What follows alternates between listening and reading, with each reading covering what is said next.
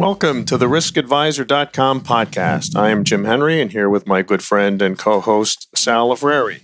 Today's topic, saved money is not money saved. How many times have we seen this? CEOs and security directors try to go with the cheapest price. Here's a little free advice, pay now or pay later. Except when it comes to risk assessments, where the bigger the price tag, the better. Except when you get stuck with identified writing risks that haunt you for a long, long time. So, Sal, what's your thoughts on those points in our subject for today? A real pain point for me happens to be when the companies go out and they ask for risk assessments to be done. And I know we're going to be talking about general contractors and the overall scope of things and the pricing, but the real pain point for me is on the risk assessments where you get a company goes out, they want a facility needs a risk assessment done, they get the risk assessment, and the thing that they wind up getting is a list of liabilities. They really don't get a whole lot of answers. What they're getting is liabilities.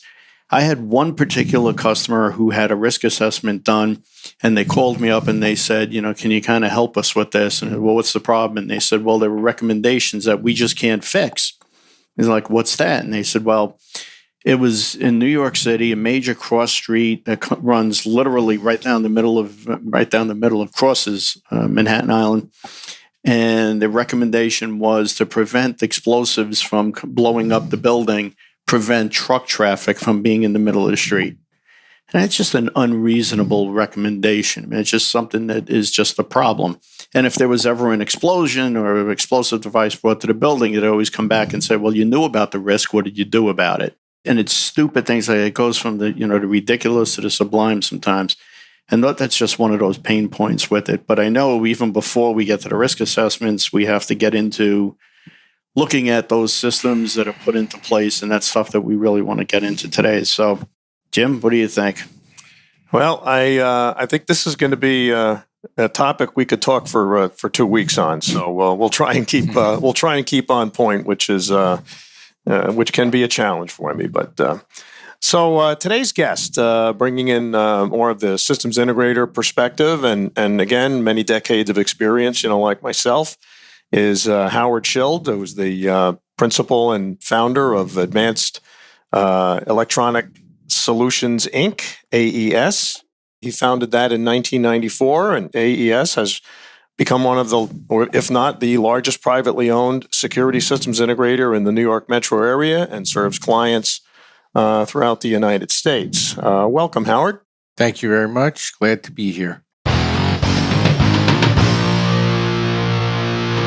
So, two problems that we're going to talk about here in the first segment. And the first one is cost is king. So let's talk about the process of how a job gets quoted and who runs the bid, particularly when a general contractor is involved.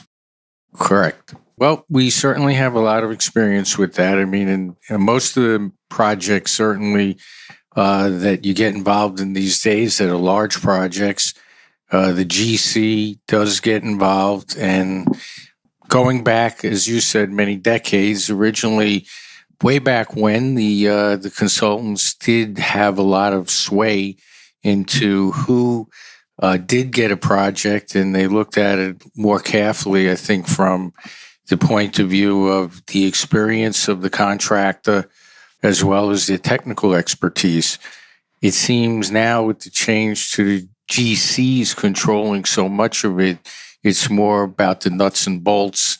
And do you have your BIM in the job? Do you have the proper insurance? Do you have these different items that I think often are not really having to do with your technical expertise, where you're being looked at, very frankly, as the drywall guy or the guy putting in the carpeting, where we have a much longer life with the customer and we go for a much longer period and we have to service and maintain the systems.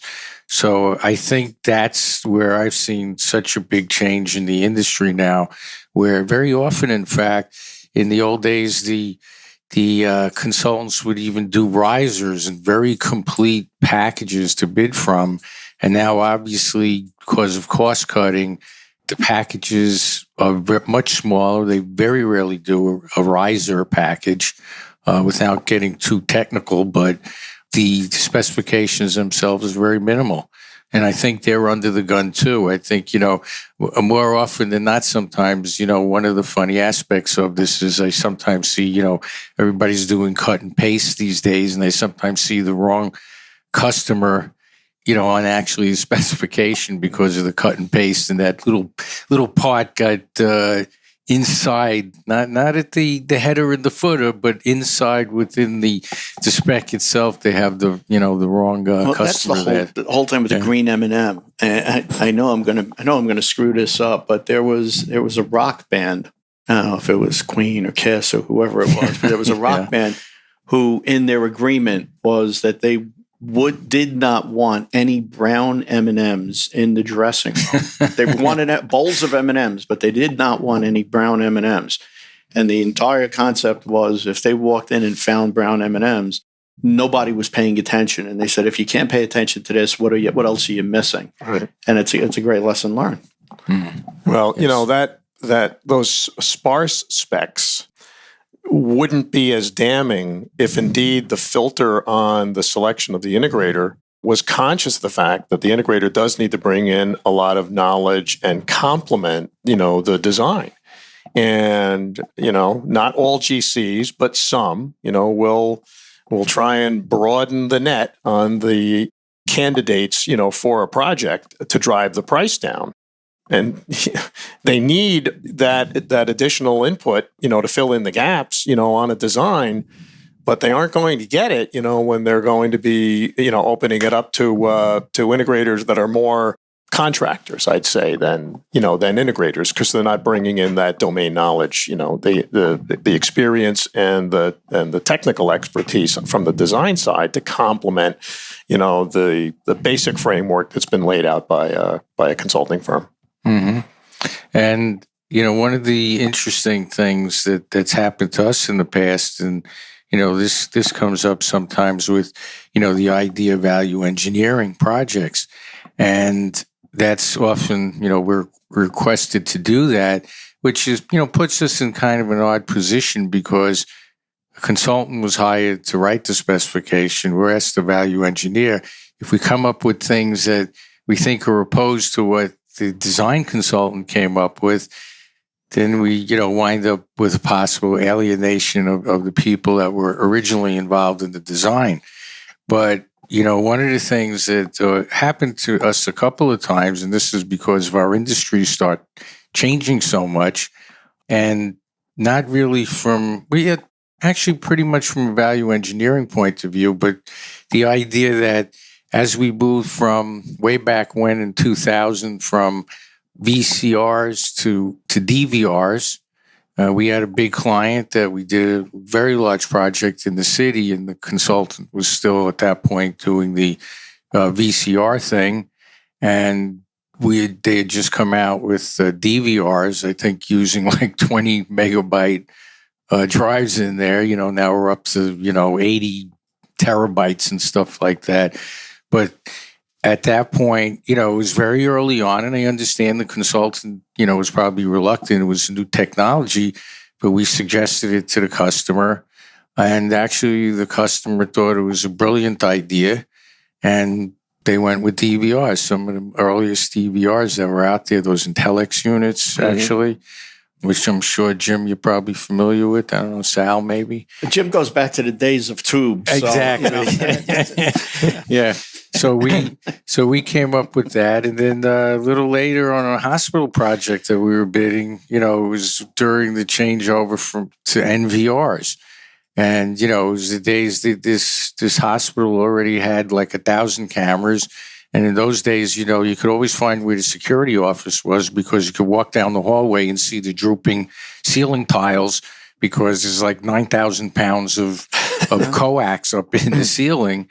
And you just follow that down. You knew where the security office was. So at that point, I guess that's about 10 years ago or so, when the industry was changing from DVRs, which was still using coax, but moving to NVRs. And we suggested that, and they loved the idea.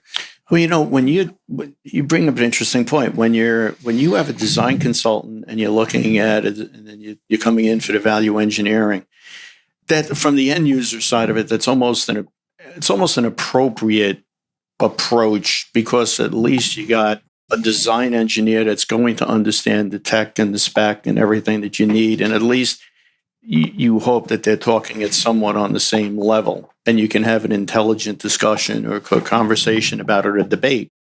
I was involved with a project that was a government issue, a government project, and the general contractor was cutting stuff out again on the pricing and didn't understand the requirements.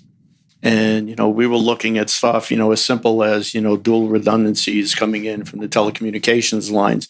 And it's, wanted it fed from two different central offices. And he's looking and he's going, what are you, crazy? We just need one line coming in. And yeah, but what happens when the guy with the backhoe comes out after the building is built, digs up the line and cuts us? We need another.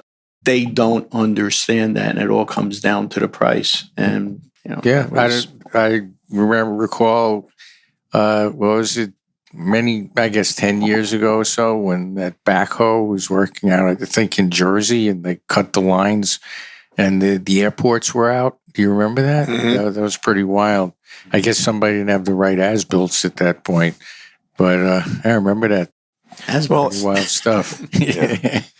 Well, the importance of having that collaborative relationship between the integrator, the end user, and the consultant, along with the GC at the table, is, really important, because, how many times have we seen, a consultant is brought in and, he's really trying to cover himself and point out all of the issues that, that need to be addressed from a security and a risk perspective. And that may not necessarily line up with the budget.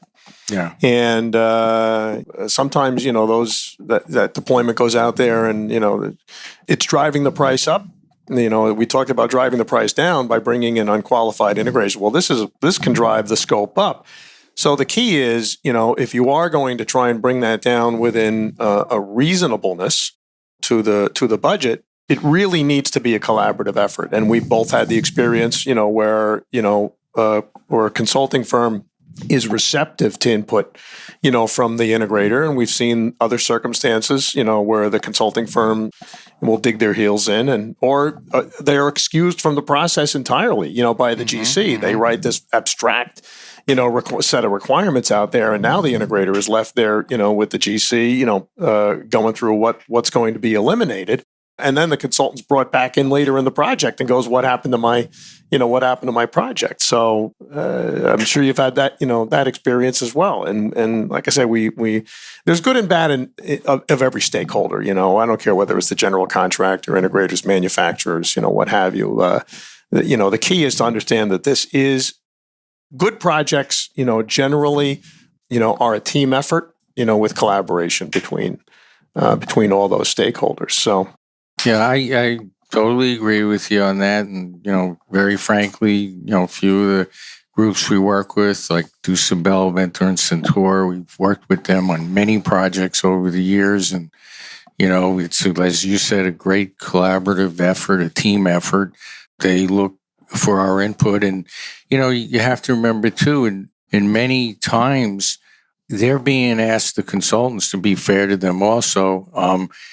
They're coming in, as I had described before, we might have already 3 or 4 buildings that we've done, and they're working with the end user very often, determining where, say, readers and cameras are going to go, but they're not quite involved in the infrastructure, especially now with everything being networked, so they don't really understand that part necessarily. So that's why it has to be a collaborative effort at that point. For us to get involved and talk about, hey, where are all the video servers now? How old are the video servers? Do they have to be upgraded? Things like that. So, it's refreshing for us to work with, a group like Dusabella, lady by the name of Maria Gonzalez we do a lot of work with. She's, very well-versed in the equipment that's out there. And again, she will work with us to figure out what's really the best best way to proceed for the customer. Because again, it's not just an isolated building anymore. It's these regional systems and national systems, and they're all linked together. And we have to work as a team to make that into a solid system. Okay, we're going to take a quick break before we go into the second part of the show. We just want to remind the listeners that you're listening to the Risk Advisor podcast hosted by Jim Henry and me, Sal LaFreri. We're going to invite you to subscribe and follow us on our social media like Facebook, Instagram, and Twitter. We're going to ask you to do us a favor and go to the show, download it, and please write a review and tell us how much you like the show. Your opinion really does matter to us, and we would also like to ask you to share this podcast with your friends and colleagues so we can get the word out about our show. So, going into the second part of this, we want to talk about, when things start to go wrong, when you get the consultant and when you get the design engineer or the customer at the end, when it goes bad. Let's talk a little bit about pulling the customer out of the fire. Some of the things that we see is that there aren't certifications, there aren't issues, that things that the customer doesn't want to pay for up front. Howard, I'm sure you got to have, between you and Jim, you got to have probably a couple of hundred stories about customers that got in trouble, and how do you get them out of the fire? What are some of those things? Well, I would go back to the certification that you mentioned, certifications and systems, and I would say, certifications are certainly important, but I think experience, personnel is probably more important than the certifications, from my viewpoint. I've seen a lot of people with incredible certifications, probably in all industries, not just our industry, with a lot of letters and acronyms, after their name, but not a lot of experience, real world experience. So, from our point of view, whether it's our project managers or our IT folks, I think the experience part is very important. We pride ourselves on our company that, most of the folks that are with us have been with us for many, many years. And that's when I talk to an end user and I do a presentation, I always talk about that. It's not about having thousands of employees. It's really about having the same, half a dozen employees that are come and work on your system at your site.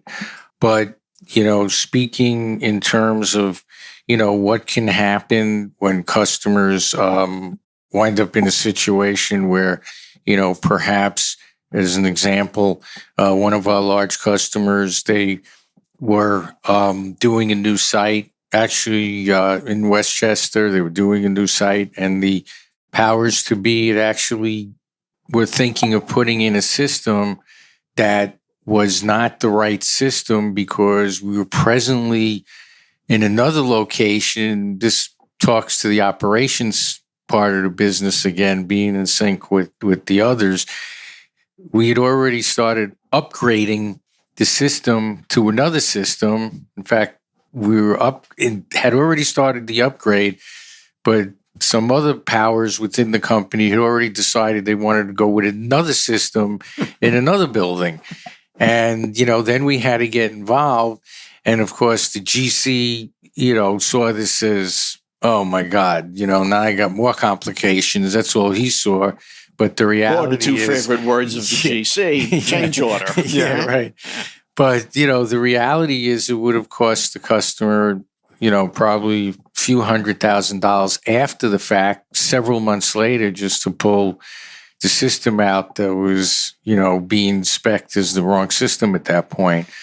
So, these are the kinds of things that we see. And that's why, it goes back to the, Jim's point about being a collaborative effort and a team effort between everybody, between the customer, between the consultant, between the GC and everybody else. Well, that really highlights the title. Saved money is not money saved. In some cases, having that broader view, holistically to what the application is, and other considerations, within the client that may not have been evident, when the spec was written for a particular job. is so important, and it may be a little bit more of a derailment or a scope change, with that individual project. But without a doubt, that is going to save the customer long term more money. And it's just, it's a squeamish position because legacy integrators that have long relationships with the operations groups, in these businesses, are then in that pickle, when you're a subcontractor, to the GC on a project, the GC expects you are not going to have any conversations with the end user, other than it's through them. So, you try and do that. But when you run into that situation, where the GC's got his blinders on, he doesn't want his scope to creep, no matter what the implications are to the customer long term. That's where you really have to be creative in how you, and how you get that message across. Because in the long run, the job going south is not in anybody's best interest, and any of the stakeholders that are in the project. So, yeah, absolutely. No, I agree with that. So, and one of the things we had a while back, we was talking to a doctor, and she was saying that one of the big problems they have today online is what they call Dr. Google. Everybody comes in and they've already self-diagnosed, right? And now it's pretty much the same thing today, right? With the equipment, you spec out something, you make a recommendation, and they go online and they're coming back with, yeah, but this is saying this and this is saying that, or on the pricing, is problematic. You running into that on your side? Yes, absolutely. I've probably run into that over 100 times at this point. We're quoting systems. We got a camera quoted in there, and cameras are the best. I mean, certain in access control, we use systems that are pretty much only sold through dealers, so there's a certain control over that. Again, due to certifications and experience, but especially now on the video side, and so much so because the IT departments are involved also. And there's definitely some little bit of channel conflict, if that's the way to describe it, where an IT person gets involved and they've bought a few web cameras for some of the stuff they're doing, or a few cameras that they bought that they put in their data centers. So, for instance, we come in, we bid, a project. We have whatever it is, 50, 100, few hundred cameras, and they go on Amazon. They see a price for a camera, and they go, "Oh, we get this camera for $100, and you want to charge us $130 or $140 or whatever."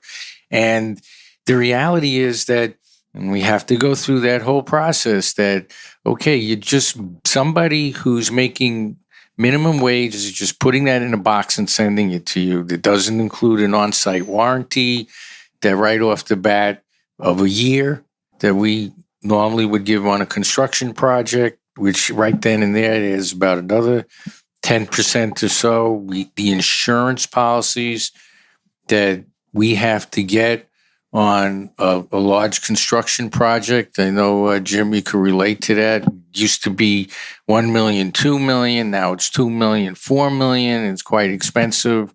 New York City, or New York State especially, still has this wonderful scaffold law, which they took away from most of the other states. But because of that, people aren't writing, most of the large insurance companies are not writing insurance in New York for construction anymore. I know this is a little bit off topic, but I remember when they were building the Tappan Zee Bridge, and it was supposed to cost $2 billion, which I'm sure it went way beyond that. But the original price tag for $2 billion included $400 million for insurance. Just to give you some relationship as to what's going on with insurance costs in New York. That was the government doing it. So these are the things that pop up. There's no support at that point. If you buy something from Amazon, there's no on-site support. We all know now there's SSAs, which are software support agreements, which is another topic, but these are things that also require a cost. Talk to us a little about SSAs, because I'm sure somebody's not too familiar with them.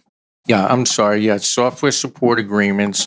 Again, going back to the old days when we were lugging coax around, those things didn't exist.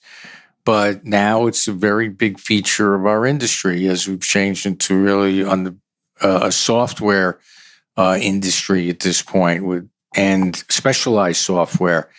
And IT departments are used to spending, I'd say, roughly 15 to 20% of the original cost for software support, whether it's a Cisco, whether it's our own company dealing with the Salesforce.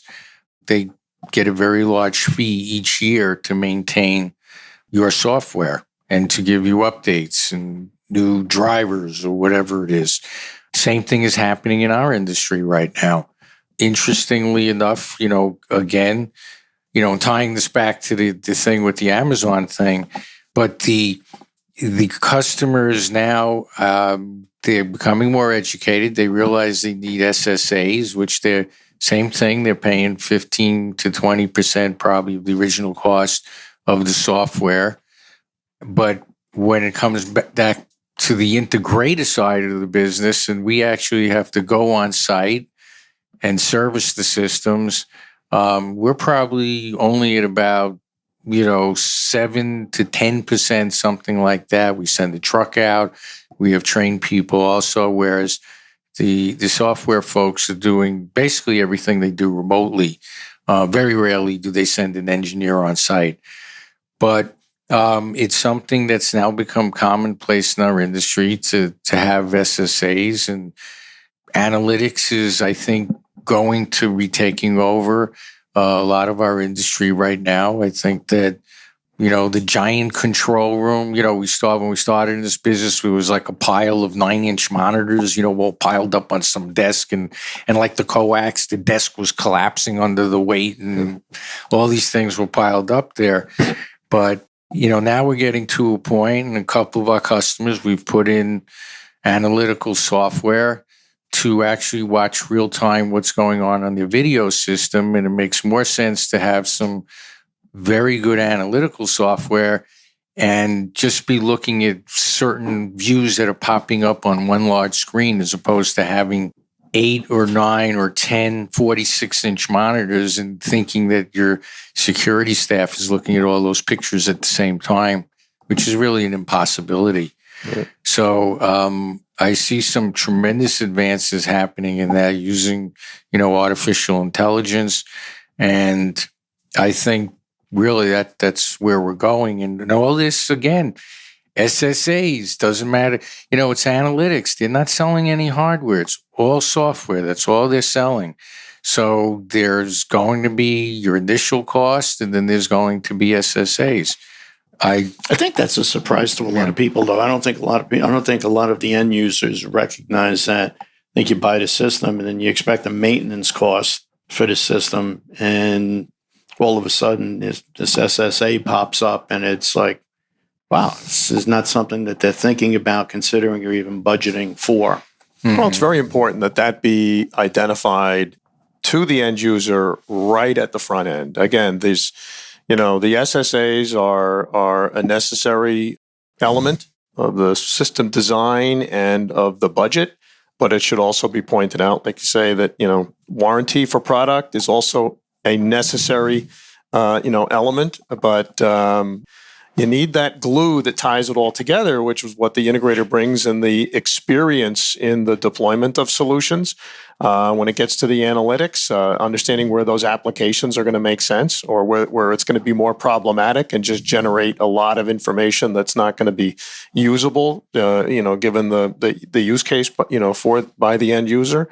So open communication and collaboration between the manufacturer, the integrator, the end user, and what have you, and the GC understanding that, so that it is all holistically integrated and supported, because that's where compliance is a relevant piece. But like I say, you can have one cert from a particular manufacturer on a project. Well, that's great. At least you're recognized by the manufacturer that you're certified. But it's a lot different when you have 100 people and $100 million worth of experience, with a platform versus one guy that you just happened to send to class, 2 weeks ago to pick up the cert.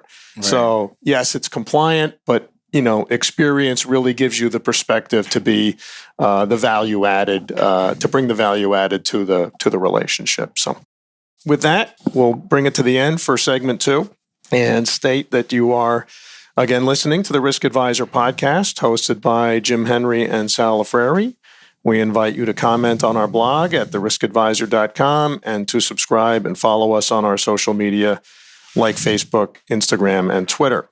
We're going to ask you do so as a favor and go to the show listing, download it, and please write a review and like us. Your opinion matters to us. We would also like you to share this podcast with your friends and colleagues so we can get the word out about our show.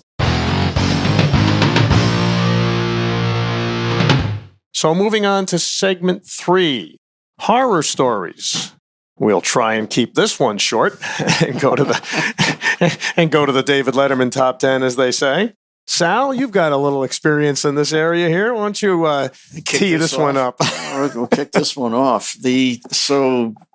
Doing consulting for a client, and it's a turnstile project, and the entire job was probably about $500,000. And the bids come in, and there's a difference of about $10,000 between the first place and second place. And we sit down with the powers that be, with the C-level folks, and we're talking about it. And I said that my recommendation was that we were going to go with the company that came in the highest, which was $10,000, again, over a $500,000 job. And they look at me and they go, "Why?" And I said, "Well, in reality, it's going to be the cheapest insurance policy that you're going to get because we know the job's going to get done right." I had some questions about company number 2, company number 3. Figured company number 1 would be at $10,000. Tried to explain it as a $10,000 insurance policy. They decided, that's okay. We're going to go with the cheaper company. And I just threw my hands up and said, okay, all I can do is I can advise, right? As the consultant, you can't get wrapped around the axle, right? You learn in the beginning, you take it to heart when they don't listen to you. After a while, you realize, you're getting paid for your advice and it's up to them, do what they want. They wound up going ahead with this other company. And interestingly enough, I got the big laugh out of it. When they went to set the turnstiles, they set them all wrong. And they wound up having to rip the turnstiles out. They had to go through all of the core drilling, all of the piping, all of the electric again. And it wound up costing them probably about another $200,000 by the time all was said and done on it. And I just sat there and looked at the CEO and never even said, "I told you so." I just kind of looked at him. Yeah. It happens. It's those stupid things that occur. But you guys have to have way more experience in this than I do. Well, I mean, I think some of the, you just have to hold, when you know that they're going down that road, you have 2 choices. You can call them out for being as stupid and myopic as they are, but that's generally not a good career move. So, what I've found, has the greatest return is to be respectful and say, "I'm sorry, that you're making that decision, but here are some things to watch out for going forward." So, just kind of seeding those "I told you so's" in a friendly, supportive manner.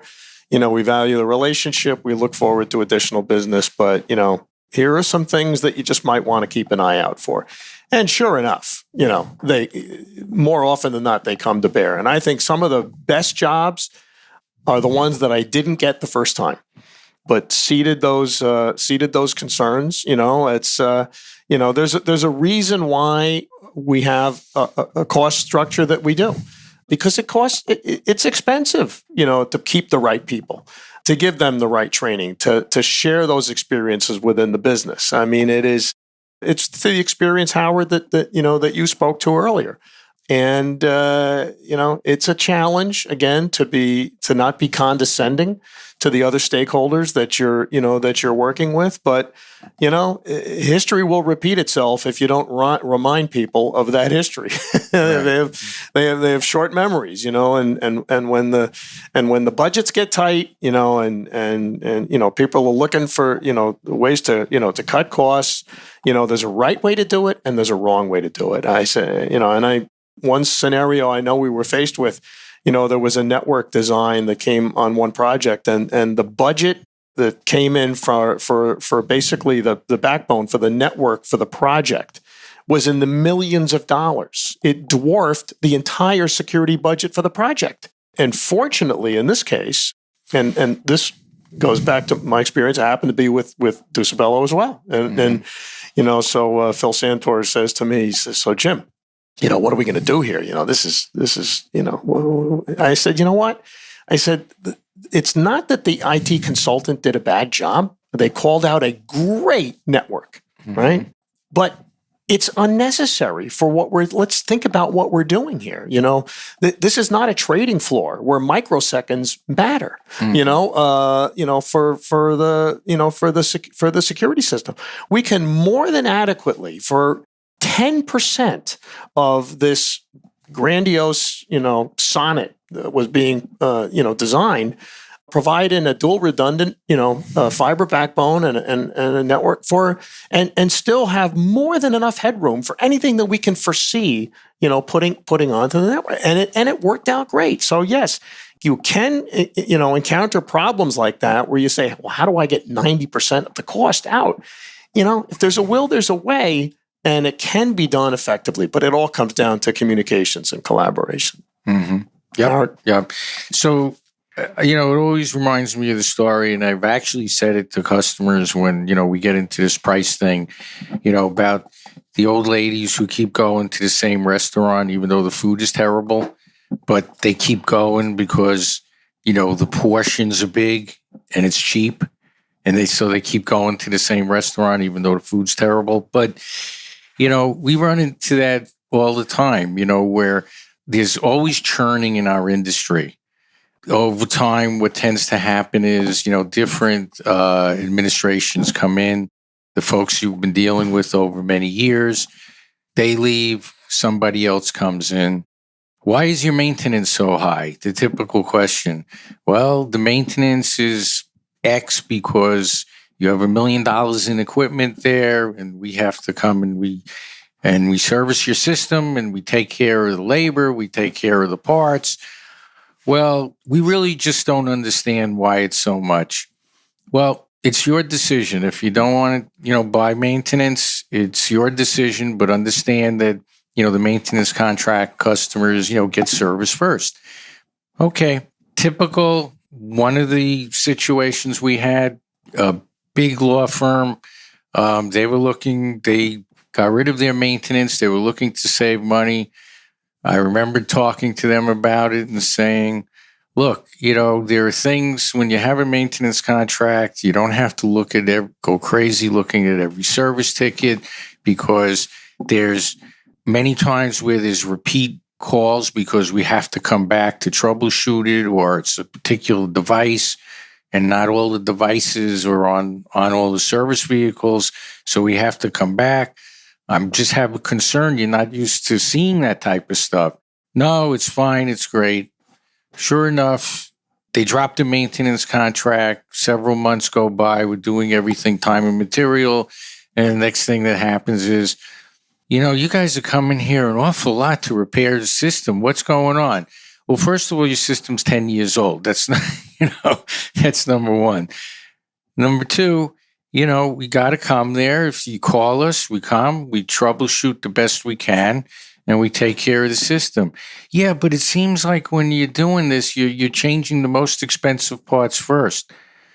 Listen, nobody in this business has the control over their technicians in the field that they're telling them to use the most expensive equipment first. They're just troubleshooting. They're technicians. This is what they do. But again, it just speaks to the point. It's, penny wise and dollar foolish. And, whether it's maintenance contracts, whether it's SSAs, whether it's going for inexpensive equipment, at the end of the day, it winds up costing more money. And Well, a lot of it is even just aggravation. Right. One of the things that also gets down to education of a customer, back in the, again, dating myself to the 60s, 70s, and 80s, it was easier for the customer. I'm glad you can remember back that far, Jim. That's good. It was easier back in those days, actually, to justify your maintenance agreements because, you were always on site. Yeah. I mean, in those days, you weren't remoting in. You didn't have the software support. You didn't have the professional services. Maintenance truly was, the truck out there, changing limit switches and pan and tilts and tubes and cameras and what have you. It was very hands-on, and there was a lot of time spent in the field. Now, the support has become more virtual. The software support agreements, a lot of the back end work, the professional services are all provided, by the integrator as a bridge between the end user and the manufacturer. And it's an education process that the customer needs to understand. Just don't count the number of times you see a technician, with his head under your desk or in your equipment rack. That is not the only thing that the integrator is providing you. So, providing some narrative, or some, audit trail of the different activities that you provide under service agreements is really key in having them understand that they're getting, appropriate value. That is a great point. I left it out, but I would agree with you that I would say right now 50% of our service is probably done remotely, with IT people looking at systems because of the driver problems, interface problems, glitches in the software, you name it. It's what goes on right now. The beauty of the fact that most of our systems are now working via the network, which, by the way, is another issue. I mean, we know right away, we get that call over the weekend that several or maybe 20 or 30 cameras went down at the same time. Now, we know from experience 20 cameras did not break down. What we know is, oops, the IT department was doing some fiddling around with the network over the weekend, which is when, of course, they normally do it. And we get the call at 2:00 in the morning on Saturday. That's why things went down. They decided to take our IP addresses for somebody else, all these wonderful things that now go on, which, again, sometimes you're talking about the 70s and 80s, makes you long for coax again in the ceiling. But unfortunately, that's not going to happen. Then you have to train the customers also how to change the dates now, because you can't have the VCR just sitting there blinking with date on it forever and ever with the wrong date from 1960. Yeah. Well, when the crisis occurs, where they have a bunch of cameras that are down. Some end users will want the visibility of, there's their bucket truck up there, up at the camp, so the stakeholders can see what's going on. And, what really is happening is it's behind the scenes. You've got to have the network guys in there trying to figure out what's going on. And it may not be as visible that you're reacting to the problem, but, that assessment, of the problem will save a lot of wasted time. Whether it's a delay in getting the repair, if it's under maintenance contract, or if it's T&M and they just want the busyness of a bunch of technicians showing up at where all the camera sites are that are down, that's not the most efficient way to attack it. You have to be using your judgment there. So again, it's all education of the customer. Correct, guys. I think we've just about run out of time, but Howard, we want to thank you for joining us today. Having this conversation. I think this is something we got to have you back and just have a roundtable discussion about this. Anyway, you've been listening to the Risk Advisor podcast hosted by Jim Henry and me, Sal LaFleury. We're going to ask you to subscribe to the show and like us on our social media sites like Facebook, Instagram, and Twitter. Remember that you can hear the show on your favorite podcast platform. And of course, you could always stream it at theriskadvisor.com. Once again, thank you for coming in, and thanks for listening, and we hope you tune in next week.